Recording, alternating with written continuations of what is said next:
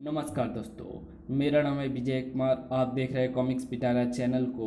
तो चलिए दोस्तों, हम लोग कॉमिक्स पढ़ रहे थे विचित्र मणि और कुल देवता। इसका पहला पार्ट मैंने अपने चैनल पर अपलोड कर दिया है। पहले पार्ट में मैंने इस कॉमिक्स को 15 पेज तक कवर कर लिया था।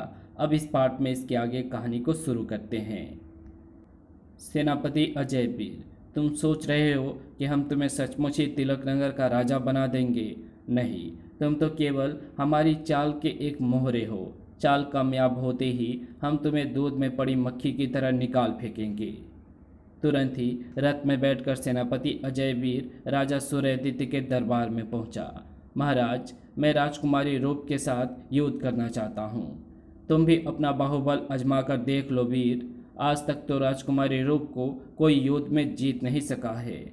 सूर्यदित्य का आदेश पाकर राजकुमारी रूप तलवार थामे अजय वीर के सामने पहुंची और दोनों में मुकाबला शुरू हो गया।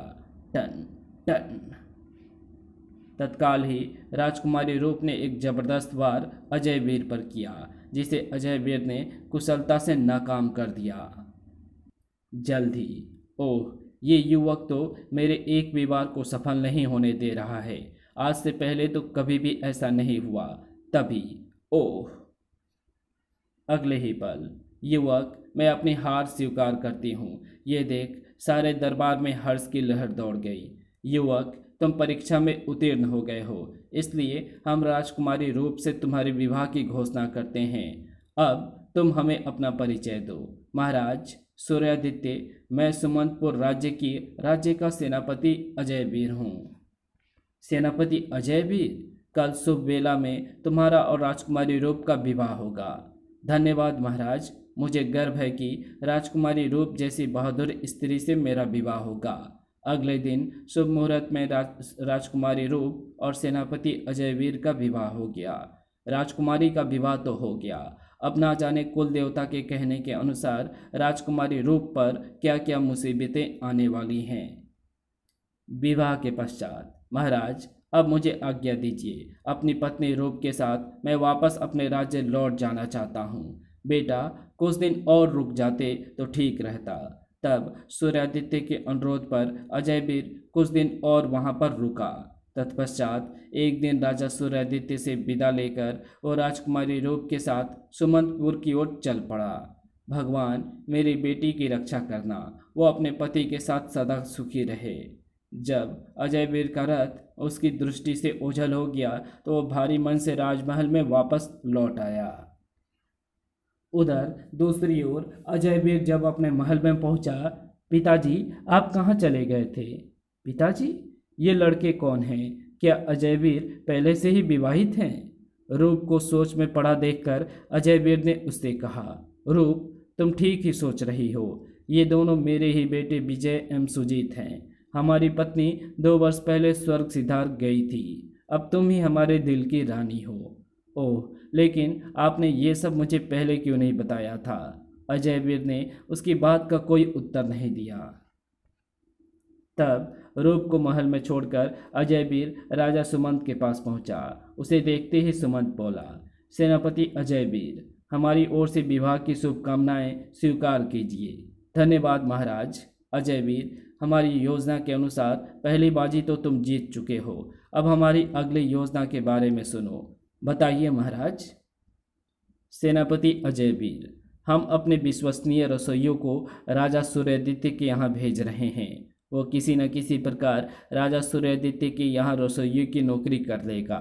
तत्पश्चात वो भोजन में धीमा जहर मिलाकर प्रतिदिन राजा सूर्यदित्य को परोसा करेगा। धीमे जहर के असर के कारण धीरे धीरे राजा सूर्यादित्य कमजोर होते जाएंगे और 1-1.5 वर्ष के अंदर अंदर स्वर्ग को सिधार जाएंगे। तब हमारा रास्ता बिल्कुल साफ होगा और तुम बिना किसी बाधा के तिलक नगर के राजा बन जाओगे। महाराज, 1.5 वर्ष का समय तो बहुत होता है, मुझसे इतना सब्र नहीं होगा। आप आज्ञा दें तो मैं तिलक नगर जाकर राजा सूर्यदित्य को मौत के घाट उतार कर अपने को वहाँ का नया राजा घोषित कर दूं। नहीं सेनापति, इतना उतावलापन ठीक नहीं है। जरा ठंडा करके खाओ। हमारे गुप्तचरों ने बताया है कि राजा सूर्यादित्य के पास एक ऐसी मणि है जिसे प्राप्त किए बिना कोई भी व्यक्ति तिलक नगर का राजा नहीं बन सकता। पहले हमें राजकुमारी रूप के जरिए उस मणि को हासिल करना होगा, तभी तुम्हारे तिलक नगर के राजा बनने के बारे में सोचना होगा। यदि तुम अभी राजा सूर्यादित्य की हत्या कर दोगे तो तुम सभी की दृष्टि में निंदा के पात्र बन जाओगे, और हम ऐसा नहीं चाहते हैं। हम चाहते हैं कि सांप भी मर जाए और लाठी भी ना टूटे। ठीक है महाराज, मैं ऐसा ही करूँगा। दूसरी ओर राजा सुमंत का प्रधान रसोइया हरसुख राजा सूर्यादित्य के पास पहुंचा।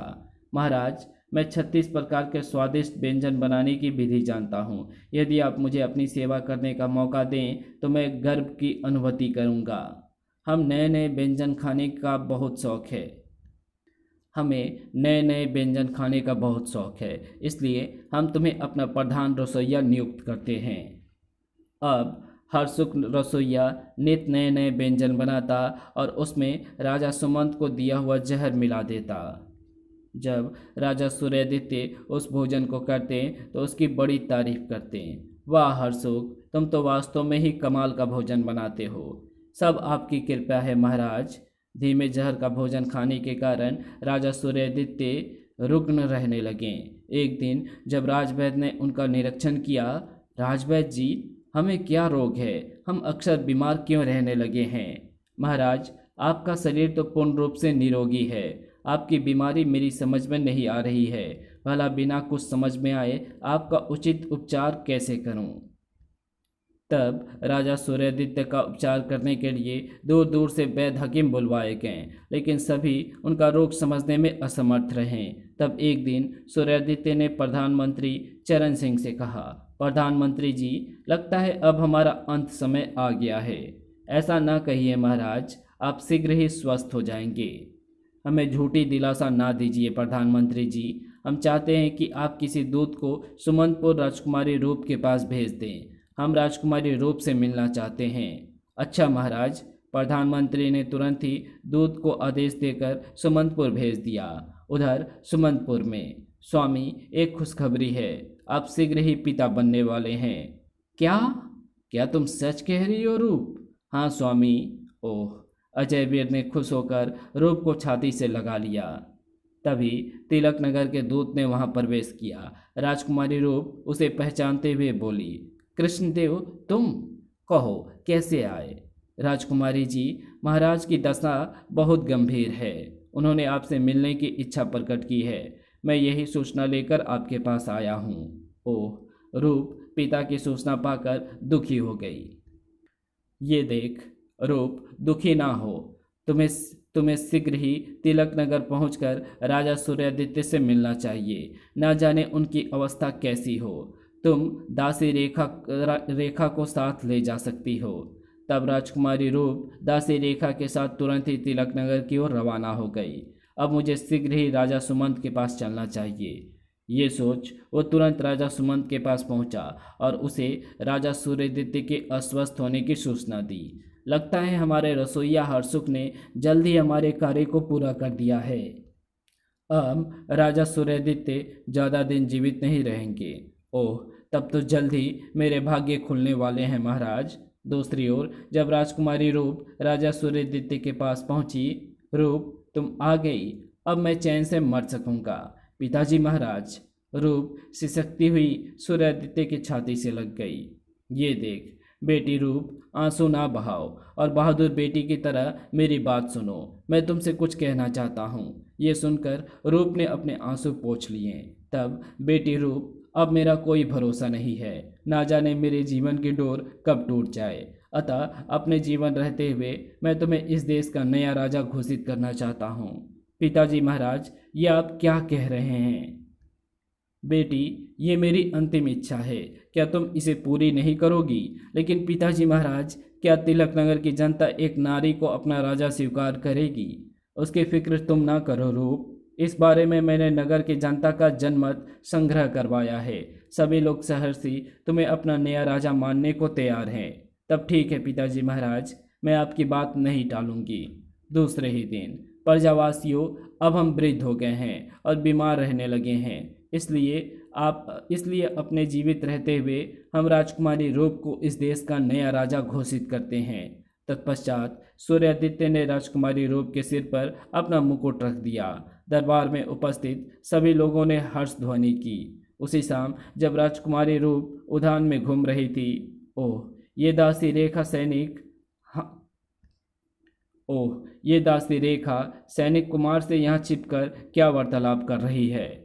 रूप छिपकर उसकी बातें सुनने लगी।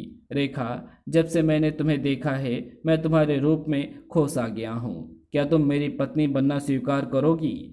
मुझे आपकी पत्नी बनकर गर्व होगा, लेकिन ये विवाह तभी हो सकेगा जब राजकुमारी रूप आज्ञा देगी। ये सुनकर, ओह तो ये दोनों प्रणय वार्ता कर रहे हैं, तब तो मुझे यहाँ से चले ही जाना चाहिए सोचकर रूप वहाँ से आगे बढ़ गई। उसी दिन उसने कुमार एवं दासी रेखा को अपने कक्ष में बुलाकर कहा, मैंने छिपकर तुम दोनों की बातें सुन ली है। मैं तुम दोनों को विवाह करने का आदेश देती हूँ। उसी रात राजकुमारी जी गजब हो गया। महाराज सूर्यादित्य स्वर्ग सिद्धार्थ गए। क्या? रूप सुनकर अवाक रह गई। अगले पल वो दौड़ी दौड़ी सूर्यादित्य के कक्ष में पहुंची और पिता के सौ पर गिरकर फूट फूट कर रोने लगी। पिताजी। राजा सूर्यादित्य का पूर्ण राजकीय सम्मान के साथ अंतिम संस्कार कर दिया गया। दूसरे दिन रूप ने दुखी हृदय से दासी रेखा से कहा, रेखा तुम सुमंतपुर चली जाओ और अजय वीर सिंह जी को पिताजी महाराज के निधन की सूचना दे दो। जी राजकुमारी जी। रेखा तुरंत ही घोड़े पर चढ़कर सुमंतपुर की ओर चल दी। जैसे ही वो तिलक नगर राज्य के बाहर पहुंची, कुमार आप। रेखा तुम मुझे अकेला छोड़कर सुमंतपुर जा रही हो? मुझे भी अपने साथ ले चलो। मैं यहाँ अकेला तुम्हारे बिना कैसे रह सकूँगा। ठीक है कुमार, आप भी मेरे साथ चल सकते हो। तब कुमार भी रेखा के साथ साथ सुमंतपुर की ओर चल दिया। जब ये दोनों अजय वीर के पास पहुँचे, दासी रेखा तुम और ये तुम्हारे साथ कौन है? क्या बात है, तुम दोनों के मुंह क्यों उतरे हुए हैं? सेनापति अजय वीर जी, हमारे महाराज सूर्यादित्य का निधन हो गया है। ये सूचना देने ही रेखा और मैं आपके पास आए हैं। ओह तो महाराज सूर्यादित्य चल बसे? हाँ अजय वीर सिंह जी, आपको तुरंत ही तिलक नगर पहुँचना है। ठीक है, हम कल सुबह वहाँ के लिए प्रस्थान कर देंगे।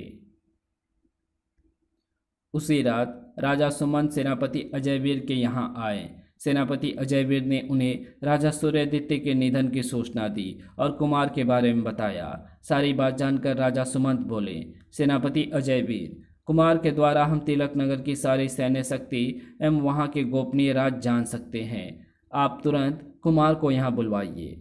कुछ ही देर बाद कुमार उनके सामने था। कुमार, यदि तुम हमारा साथ दो तो हम तुम्हें तिलक नगर का सेनापति बना देंगे। क्या मैं तिलक नगर का सेनापति बन सकता हूँ? क्यों नहीं, तुम में कमी किस बात की है? तुम हर तरह से सेनापति बनने के योग्य हो। बस तुम्हें हमारे कहने के अनुसार चलना होगा।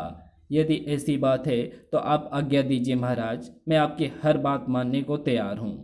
कक्ष में ये वार्ता चल ही रही थी कि कक्ष के बाहर से दासी रेखा गुजरी। कुमार कक्ष के अंदर सेनापति अजयवीर एवं राजा सुमंत के साथ क्या कर रहा है? कहीं कुछ गड़बड़ तो नहीं है? मुझे इनकी बातें छिपकर सुननी चाहिए। रेखा द्वार पर रुककर अंदर का वार्तालाप सुनने लगी।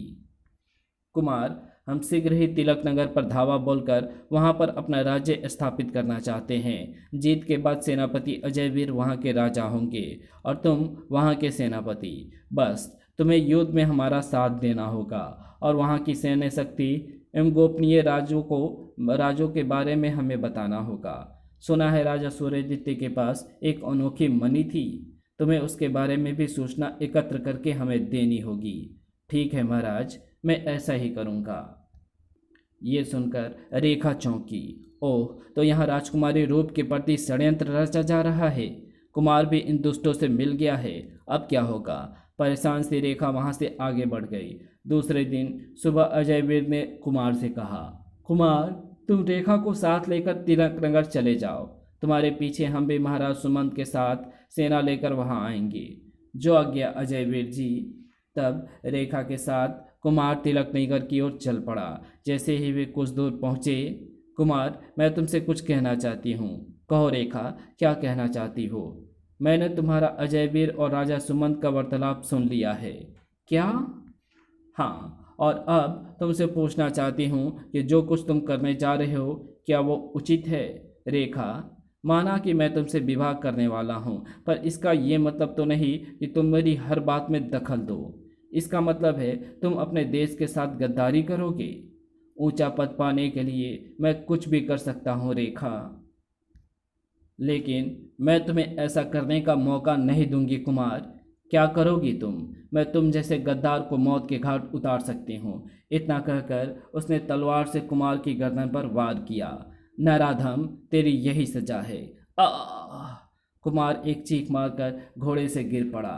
तब रेखा ने उसके शव को ठोकर मारी और वहां से चल पड़ी। मैं जल्द ही तिलक नगर पहुंचकर राजकुमारी रूप को उनके पति और राजा सुमंत के षड्यंत्र की सूचना दे दूं, ताकि समय रहते वे अपनी सेना को सावधान कर सकें।